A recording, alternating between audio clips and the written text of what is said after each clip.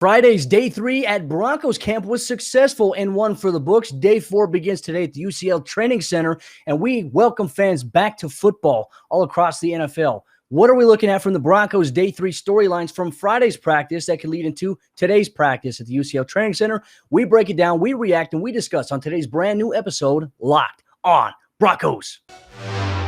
You are Locked On Broncos, your daily Denver Broncos podcast. Part of the Locked On Podcast Network. Your team every day. What's up, Broncos country? Good morning, good afternoon, good evening, whenever you're listening to this podcast. But welcome back into a brand new episode of Locked On Broncos, your daily Denver Broncos podcast here on the Locked On NFL Network, your team every day. From the South Stands to the end zone, I'm your host, as always, Cody Roark, Broncos analyst for the Locked On Network and 9 News, as well as director of video content at Pro Football Network. You can follow me on Twitter at Cody Roark NFL. Make sure you follow the podcast at Locked On Broncos, and also follow us on your favorite audio podcasting platforms to get us every single day all year long. Not to mention, hit that subscribe button right now so you can get daily video coverage of the Denver Broncos courtesy of the show here today. But happy Saturday, Broncos country. Day 4 of Broncos camp kicks off here this morning as the NFL goes league-wide to welcome fans back to football. Now, Broncos fans have been enjoying being back on the berm in Dove Valley, braving the heat of the morning, surprisingly very scoldering at 9:15 a.m. to 10 o'clock. Practice gets over around 11:30. No autographs, unfortunately, still. But Friday was a big day for the Broncos. Day 3, not too much to be concerned about, I think, for this team. However, as you see more days added on, you might see a little bit more wear and tear as players get used to the grind and moving around daily. And sometimes they have 2 practices a day. They have the one that the fans get to see, and then they have a walkthrough sometimes in what we call 2-a-days. Now, obviously, that's permitted by the CBA and the language of the NFL Players Association and the NFL collectively that the players signed up on. So not too much there, but some storylines here from day 3. We're not going to start things off with quarterback. We'll get to that at the very, very end here. But Von Miller, Kareem Jackson, both players were given yesterday off as a Veterans Day, according to Broncos head coach Vic Fangio. So no reason to be concerned if you're a Broncos fan about why they were wearing bucket hats on Friday's practice. They had a Vets Day off. They're going to be just fine, and you're going to see several other players throughout the week get a day off as their veteran status indicates or as the coaching staff sees fit. But the injury side of things, let's continue to get to that. Bradley Chubb still working offside, not participating in team drills. Vic Fangio mentioned that he expects him back soon. So keep an eye on that if you're a Broncos fan, but no sign of concern for Bradley Chubb coming off of off-season ankle surgery. Tim Patrick had the day off on Friday as well, dealing with some soreness in his leg, according to Broncos head coach Vic Fangio, coming off of a 3-touchdown day the day before. You know, this could just be general muscle soreness. The Broncos, they're not going to try to wear their guys out so far to start off training camp. You want to try to take a little bit of time off. The Broncos have a lot of depth at that wide receiver room. So nothing to be concerned about in regards to Tim Patrick. Now, if he misses another day, if he misses another 2 days. Now, keep in mind, practice number 4 happened this morning at the UCL Training Center. But what you're going to get is Sunday. Players will have a day off. They are back on the field for Monday, Tuesday, and Wednesday. 3 straight days of practice. Thursday off, Friday, and then the grind continues. And then the next week, the Broncos, they're going to be getting into their joint training camp practices with the Minnesota Vikings. So a lot to keep your eye on if you're a Broncos fan there. On the other side of things, the ongoing right tackle competition for the Broncos. Calvin Anderson had day 1 and day 2 starting at right tackle, but on day 3, it was the veteran Bobby Massey who stepped in on that right side, getting reps with both Drew Lock and Teddy Bridgewater. Drew would take the first snaps, obviously, on day 3. We'll get to that a little bit later, but Bobby Massey getting into the mix now. And so it seems a little apparent right now that it really boils down to between Calvin Anderson and Bobby Massey. Now, here's the benefit, I'd say, the pros and cons of looking at this competition. When we look at the pro side for Calvin Anderson, look, he's a young player. He's not on a big-time contract. He's got a lot of upside. Ryan Koenigsberg of DNVR had a great interview with Alexis Perry, and he said that when you look at Calvin Anderson, he has the most upside and the highest ceiling. When you look at Bobby Massey, he's probably the safer pick. So it depends on the organizational thought process. Do the Broncos want to go with a guy that they feel like is ready, that can contribute from a physical, mental, and execution standpoint, and Calvin Anderson against the run and the pass? Or do you go with a veteran guy like Bobby Massey that has been around the league for quite some time, has more comfortability against anybody, more NFL experience than Calvin Anderson, which would be the safe option? Do you play it safe, or do you go with the guy that you feel like you can develop and maybe maybe he could be your future right tackle. I don't know. You know where I'm leaning? I'm a big Calvin Anderson supporter. I think he's got a lot of upside that the Broncos, with this roster that they have, I feel like they need to utilize. So we will see what happens there. But Cam Fleming, Quinn Bailey still in the mix at the right tackle position for the Broncos, but the eyes are on Bobby Massey and Calvin Anderson. And on another news, on the injury side of things, one thing that Broncos head coach Vic Fangio had thrown out in terms of injuries, Mike Purcell. We know him coming off of offseason Lisfranc surgery. Well, he had the Lisfranc surgery during the season. He had the offseason surgery to remove the hardware from his foot. Vic Fangio said that he sprained his ankle in practice, so he obviously left the field with the trainers. This is something that we're going to continue to monitor here in the show because Mike Purcell, when the Broncos have him in there and he's healthy, he is an anchor as an interior defensive lineman, as a true nose tackle, plugging up as a 0 and a 1 tech inside the A gap and also the B gap, being able to play and hold his ground there creates opportunities for his teammates around him. So hopefully this is nothing more than him having that offseason hardware removed, and this is just a little bit of a bump in the road for Mike Purcell. Hopefully this is not an issue that will linger for him heading into the preseason. If that's going to be the case, I don't think that the Broncos will play him in any preseason games. I don't think they're going to risk that because he just signed a contract extension. You want to protect your investment, and you want to have him healthy for week 1 against the New York Giants. That's the thing that makes the most sense in the situation for the Broncos and for Mike Purcell. But Broncos country, coming up here in just a moment, we're going to dive a little bit deeper into the day 3 storylines. What happened? We're going to recap.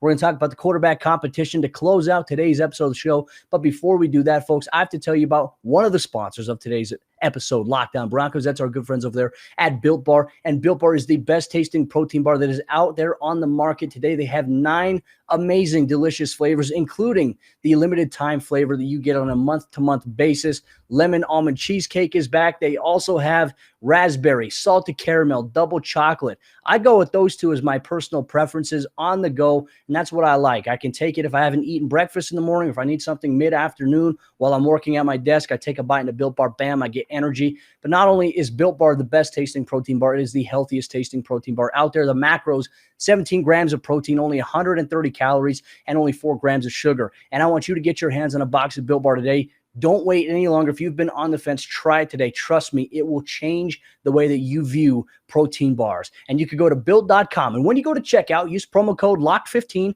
It's going to get you 15% off your next order. Once again, promo code LOCK15 is going to get you 15% off your next order at Built.com. Diving into the final portion of today's special Saturday episode, Locked On Broncos, Day 4 of Broncos Camp continued this morning at the UCL Training Center as the NFL welcomed fans back all across the National Football League. The Broncos kicking that off. Tickets sold out very quickly for this event.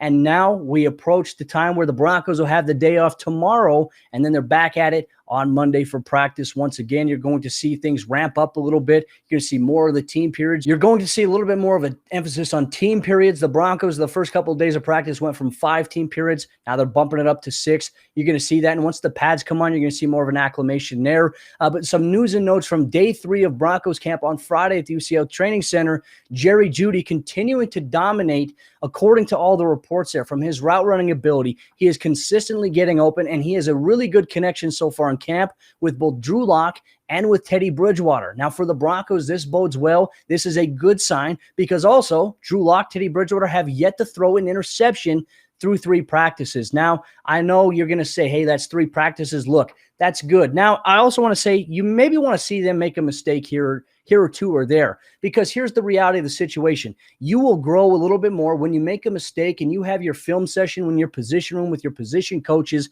You're going to go over your reads. What went wrong? What could you have done better on this play as a quarterback? Could have been something with eye discipline. Could have been a technical aspect like footwork or mechanics. Could it be a tipped pass? These are important evaluating factors. Now, we mentioned it earlier. The Broncos, they're not getting any pressure on quarterbacks. There's no pressure because the quarterbacks are not getting hit. They have a timer. If the quarterback's holding the ball for a certain amount of time, if he holds it past a certain amount, the whistle and the horn will blow. It indicates the play is dead. So there's no contact because you don't want your quarterbacks getting hit in practice, though I'm sure things might change up a little bit. I imagine the expectation when the Broncos practice against the Vikings this upcoming week, that's going to be the case. You're going to see a little bit of that action in between, maybe some two-hand touch, but It's always an issue. That's how fights start. So you don't want to have that happen. You don't want your quarterback to take unnecessary shots. We see with the Indianapolis Colts.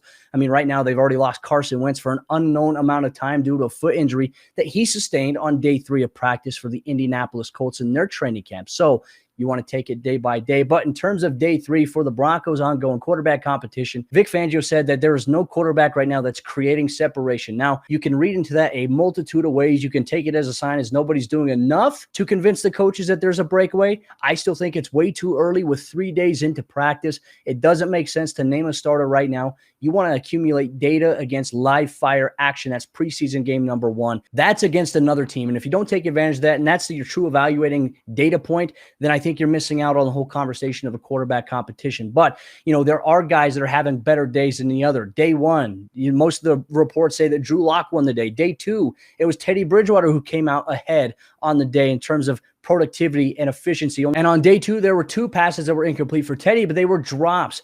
And so you want to factor in all the different scenarios, red zone work. Obviously, both Drew Lock and Teddy were efficient in the Broncos' red zone period. Drew throwing for 3 touchdowns, Teddy throwing for 2 on day 2, but day 3 was a little different. We saw Drew Lock take some shots downfield. Now, the play that you're probably seeing on social media right now was a 45-yard to 50-yard bomb from Drew Lock to KJ Hamler, who was guarded by Parnell Motley. But Drew Lock unloaded it downfield deep, took that big play. KJ comes down with it with his speed in the end zone, touchdown Denver. That was the play of the day. And that's where the Broncos are at too, because Vic even mentioned in his press conference on Friday is that you don't want to be too conservative to the point where everything is the check down. You can't always rely on check downs, but you have to be able to take shots downfield. Teddy took a shot downfield in an attempt for Jerry Jeudy, but it was wobbly. It became incomplete. A little bit of a duck, according to the media reports out there. So you're going to see a difference there. Now, could it be that Teddy's wearing these 2 gloves? Could that impact his velocity or his trajectory on a throw? I mean, I've played with gloves before, and that is an issue. So I'm not sure how it works with quarterbacks. Then again, I don't have as big a hands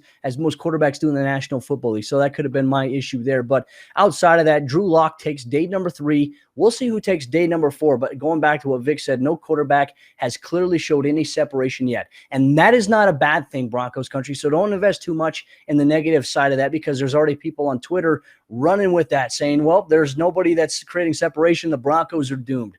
We have to really stop with this overblown doom and gloom reactionary stuff, folks. I get it. Your fandom, you care about the team. You want them to be successful, but sometimes let's not overreact to things so far in training camp practice number 3, training camp practice number 4 that happened today. Those are the things I'm looking at, and I hope that Broncos country, I hope you could follow along with me on that. But outside of that, really for the Broncos, it boils down to today, everyone's going to talk quarterback competition, but the tight end 3 competition is still ongoing. It's looking good between Eric Saubert and Drew Beck, and you're also taking a look at guys like Sean Byer and Austin Fort. Getting all 4 of these tight ends into the mix for that 3rd spot will be crucial for the Broncos this upcoming season. But Broncos country, that will conclude today's Saturday special episode, Locked On Broncos, here on your favorite audio podcasting platforms, not to mention YouTube as well. You can get us every single day.